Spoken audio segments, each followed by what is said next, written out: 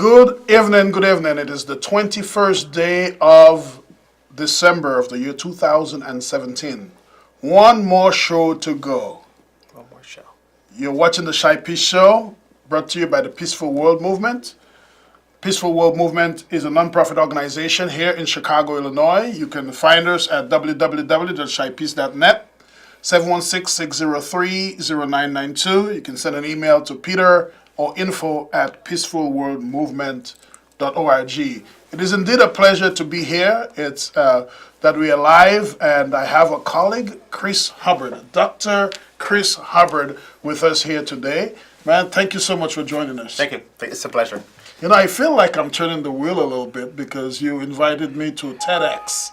Okay, all right. Man, that's another story. That's what we should have done this show today, man.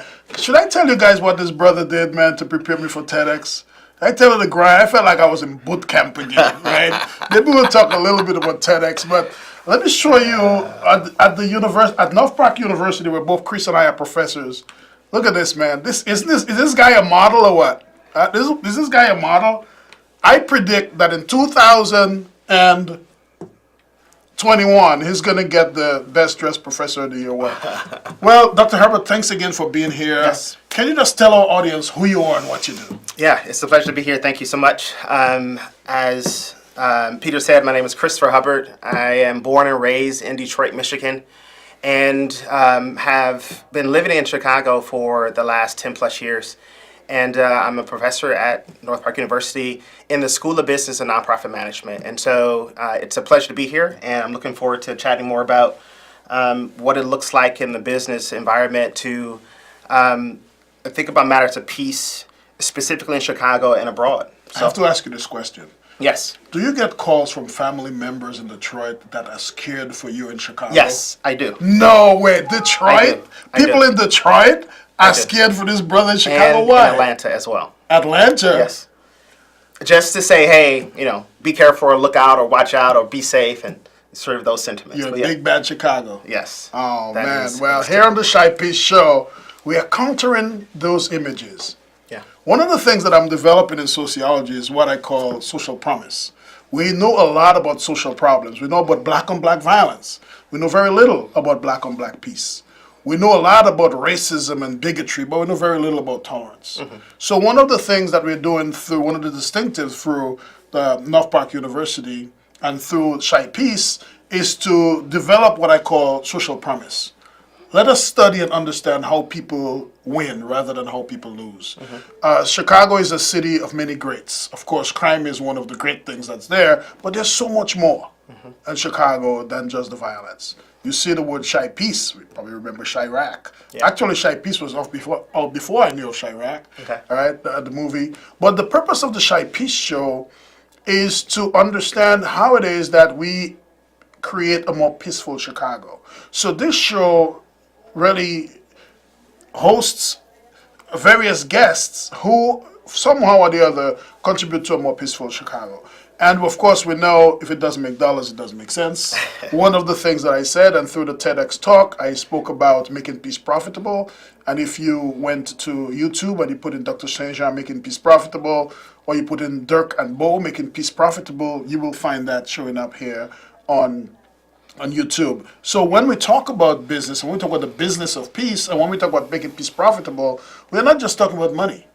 No, but profit is the idea of putting something in or putting in a little bit and getting a lot more. Mm-hmm. So if you deposit a little piece, you should get a lot more piece. Yes. But when we talk about profit, we're talking about culture, talking culturally, economically, physiologically, psychologically, politically, spiritually, and socially, and environmentally. Absolutely. So tell us a bit about the type of practice that you do as a PhD, as a doctor of business. Yeah.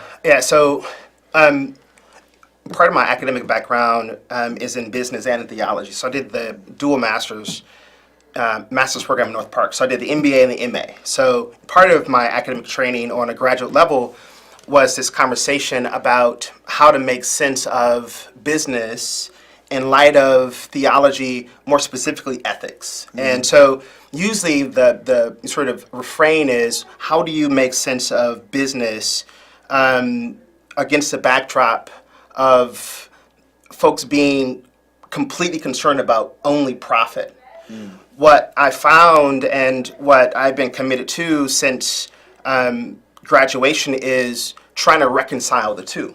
And what I've been committed to is this ideal of conscious capitalism, or being mindful of the person just as much and or even more as profit. And if we hold both intention, now we have a different approach and different way to sort of look at the need for money, but yet also the value of the human life. And I think both are equally important. Wow. Well, we already have a caller. Caller, you're here with me, and you are here with Dr. Chris Hubbard. What is your question or comment? Sir, my name is Paula. Hey, Paula. How you doing? I'm Thank you. calling in from the Italian neighborhood. God bless both of you. Give me some of that water. But anyhow, We'll save some for you, Paula. got to get back to this peaceful world here in Chicago. Thank you. You are absolutely right. People are scared to come over here from all over cities. But you know what? I'm old school. I'm Italian. We got to get to the problem. What's with these gangbangers? What's wrong? What gives you, propels you to drive by and just shoot? There got to be a reason to shoot somebody. If you ain't got no reason to shoot somebody, stay home. Let people live their life. This is a beautiful city, Chicago. This is Al Capone town. That's the real gangsters in the old days. These little guys here, they got to calm down. They need more, some kind of little part-time jobs, some more areas where they can go, maybe a little bit more flat foot in the neighborhoods. You know, we need help. This is a beautiful Chicago. We can't let it go down. So, Paula, what do you think about the idea of making peace profitable? That a major solution to violence is to make peace profitable. What comes to mind when you hear us say that? Mr. Obama putting in his library. Now, we could have used some of that money. Did you hear my question, Paula? Yes? What's your answer to my question? What do you think of the idea of making peace profitable? I think it's a wonderful idea. How do we make it profitable? Well, listen to the rest of the show. We'll tell you a little bit. Go to shypeace.net, right? We're building business around peace. And Paula, we need your help. Build it around peace. We got to start with the peaceful streets of Chicago. Yes, sir. Awesome. Thank you so much for calling in. Last evening. Thank you for your help. You are a big Al Capone fan, I hear. Yeah, it's the real gangster. Yeah. Take care. Thanks for calling, Paula. Bye-bye. All right, bye-bye. You know, talking about making peace profitable, I guess hard. making Al Capone profitable. You know, there's this tour around Chicago that goes on with people, it looks like a jail bus. Yes. And people pay money to do that. Ironically. Actually, we have one of the modules for our Peace Palace is to have a tour. After we have the Shy Peace tour, you know, we take students. We have a building at 115th in Michigan. And let me just say this, right? And, you know, some part of the show is a little entertainment, some part of the show is impromptu. But, you know, we bought the building in May of last year. Yes. And basically we've been held up because of zoning change. And, you know, we're having some difficulty with someone, but we have to talk after the show because they want us to revamp our business plan. And basically, if we just come with one business with a restaurant and develop a good business plan for that, that is probably something. Interesting. And you haven't visited our Peace Palace yet, right? I have not, and I want to. We're going to do that real soon. The next time you come on this That's my show, you will have commitment. done that, right? Yes. Yes. my So commitment. I'm teaching a course next year on ethics. Okay. But it's on criminal justice, ethics in criminal justice, Okay. and social work. When we talk about ethics, of course, we're talking about right and wrong. But when you talk about ethics in doing business, do you see a relevance between ethics in business and a peaceful space? Yeah. I think the misnomer is that ethics is divorced from business, but one can argue that that's a skewed perspective on how profitable businesses interact. When we talk about business, though, we're talking about not necessarily the brick and mortar. We're talking about the people that make up the institution that embodies the business. And if we're talking about ethics, we're not just talking about the operations of the organization, but the people who are doing the operations. And so if you drill down and ask the fundamental question of, are the individuals that make up the organization doing things that are consistent with their own moral, ethical framework on a personal level and also an organizational level. So let me muddy the water a little bit. Okay. In the Shy Peace model, you know, I'm a veteran. I served 12 years in the United States Army, and I work with a lot of ex-offenders. We have people who have committed different types of crimes, rebuilding their lives. A lot of them are what I call recidivists. They have been out and they have not been reoffending for a while. When we talk about having people who are used to being involved in the economy of violence, Okay. working with the economy of peace, when we start to think about that and start to formulate a business module, what do you think would probably be some of the forefront, the upfront kind of ethical considerations we should have, especially when we're talking about a society that typically condemns ex-offenders, that even if we support our veterans, when we see them homeless or we see them down and out, we still look down upon them. So what do you think would be some good ethical guidelines, even just start thinking about in a type of context like that? What's clear about what makes the engine of business work is self-efficacy. And self-efficacy presupposes that there is an ability to believe in a capacity to get something done. And I have this belief in self to make something out of little to nothing. It's called being resourceful, so to speak. If we think about self-efficacy as a means to creating opportunities that will have return on investment, then I think you're at the base level of having a smart conversation. And the fundamental question is what do you have control over? And if you can identify levels of control that's tied to your degree of self-efficacy, then you have the ingredients for creating something with little to nothing. What does it take for the Bucket Boys on the south side of Chicago to take a bucket and some drumsticks and creatively position themselves in the high traffic areas in various parts of Chicago and beat the bucket? That's at the heart of ingenuity. That's at the heart of resilience. That's at the heart of a person who says, I can do it even though I have little to nothing, even though my background may suggest that I may fail again. However, I'm using things within my control, like a bucket, low cost, high turnover investment. Making peace profitable. Again, ladies and gentlemen, you're looking at the viewing here, the Shy Peace Show. I'm your host, Dr. Peter KB St. Jean, brought to you by the Peaceful World Movement. Peaceful World Movement is at 11451 South Michigan Avenue. You can reach us here at this live show at 312-738-1060. My guest today here on December 21st of 2017 is none other than Dr. Chris Hubbard of the School of Business and Nonprofit Management at North Park University.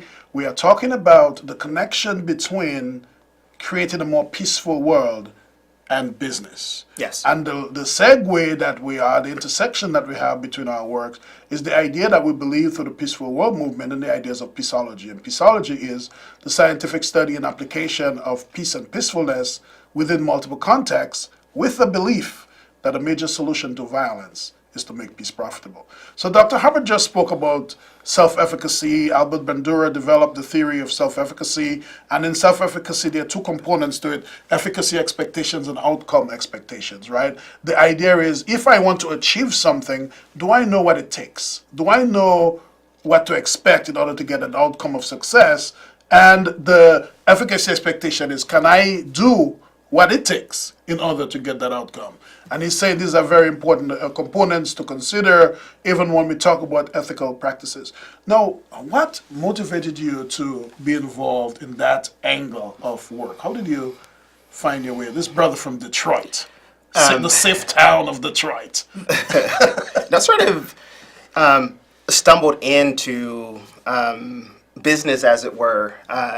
A lot of my work earlier on was in the nonprofit sector, in the faith-based nonprofit sector. That's a fancy way of saying I worked full-time in churches for about 10 years in different states, all throughout the states. And I work with students. I work with a lot of folks across different ethnic demographics, a lot of individuals that I probably wouldn't have the opportunity to interact with, from folks in Michigan to Texas to parts of Chicago. That sort of led me into thinking more about what I did well. And I found that what I did well is create systems and programs and processes. And that led me really to thinking more seriously about how I want to contribute to the larger society.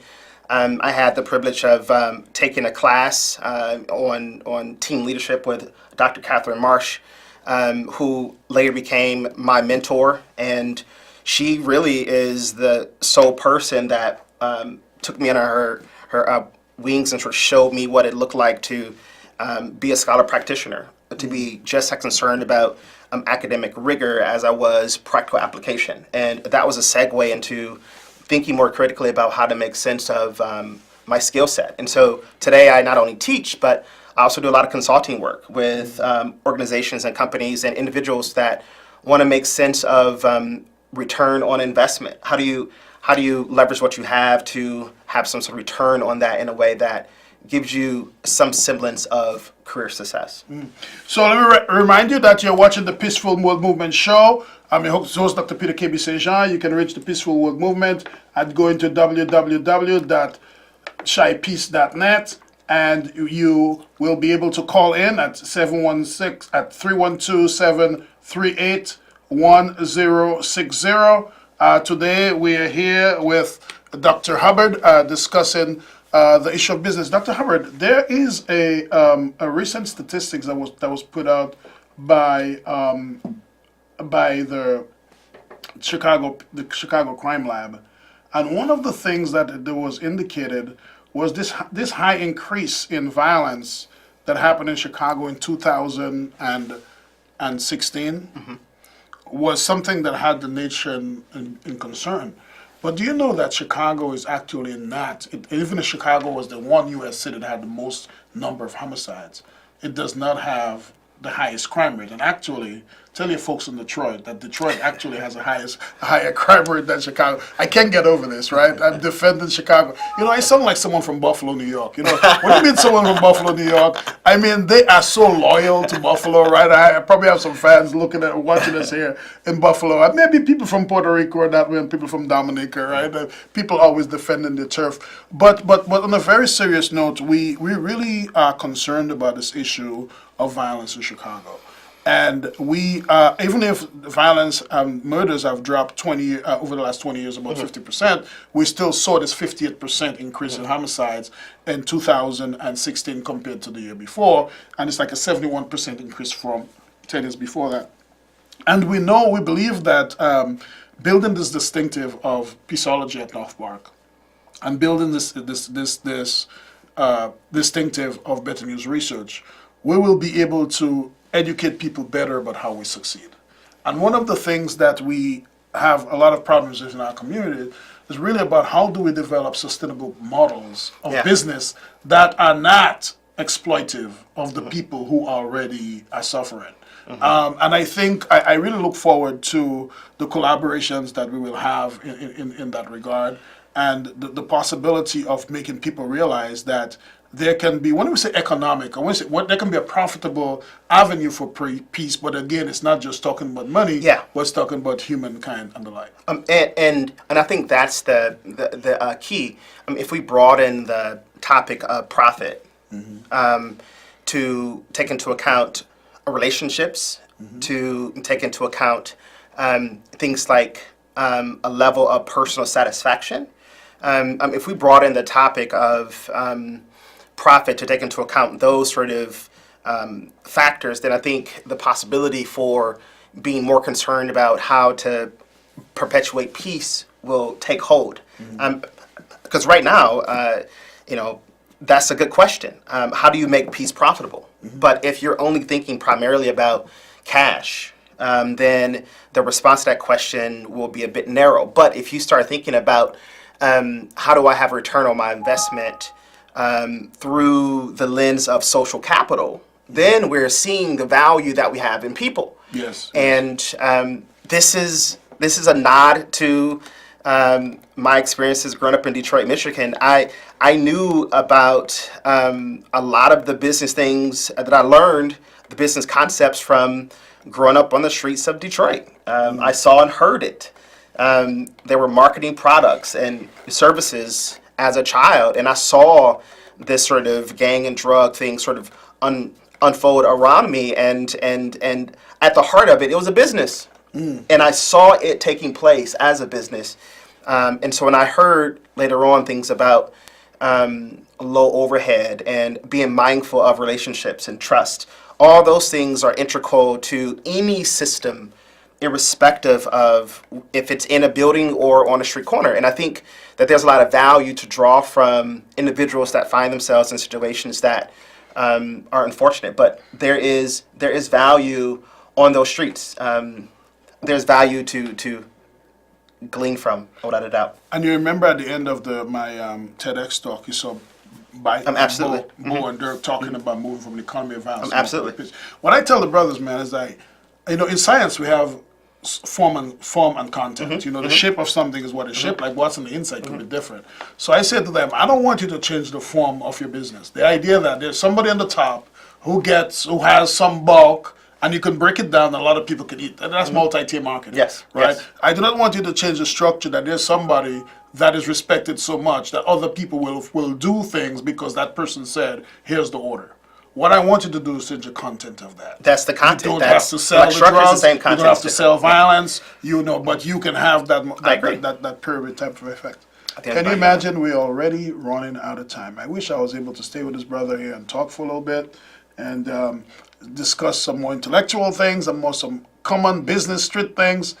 But tell us a little bit while we just have a few more minutes. So tell me about TEDx. You were involved in this. How did that come about? You guys did a great job on the May 3rd last year. Yeah, we it sort of was like a snowball effect. I was lecturing in class about